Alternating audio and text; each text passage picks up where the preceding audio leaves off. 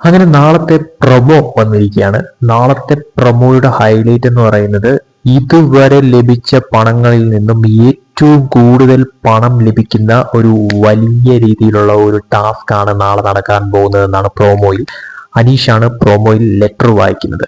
അപ്പോൾ തീർച്ചയായിട്ടും നാളെയാണ് ഏറ്റവും കൂടുതൽ പണം ലഭിക്കുന്ന ഒരു ടാസ്ക് വരാൻ പോകുന്നത്. ആ ടാസ്ക് എന്ന് പറയുന്നത് അവിടെ എല്ലാവരുടെയും പേരൊട്ടിച്ചുകൊണ്ട് ഒരു പെഡസ്റ്റൽ വെച്ചിട്ടുണ്ട്. അപ്പോൾ ആ പെഡസ്റ്റലിന്റെ മേല് ഒരു കാര്യം വെച്ചിട്ടുണ്ട്. അപ്പോൾ അതോടൊപ്പം തന്നെ ഡസ്റ്റ്ബിന്നും വെച്ചിട്ടുണ്ട്.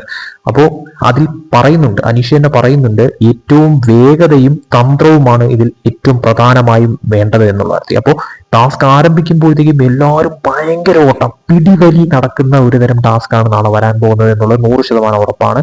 അപ്പോൾ അതിൽ ഭയങ്കര പിടിവലി നടക്കുന്നു. അതിൽ ഈ സാബുമാനെയൊക്കെ പിടിച്ച് ഷാനവാസ് തള്ളുന്ന തരത്തിലൊക്കെ കാണിക്കുന്നു. അതോടൊപ്പം തന്നെ എന്തൊക്കെയോ അവിടെ പറ്റുന്ന തരത്തിൽ കാണിക്കുന്നു. അവസാനം അക്ബർ ആദിലയാണെന്ന് തോന്നുന്നു. ആദില ഇങ്ങനെ തിരിഞ്ഞു നിൽക്കുന്നു, കരഞ്ഞുകൊണ്ട് നിൽക്കുന്നു, എന്താണെന്ന് അറിയത്തില്ല.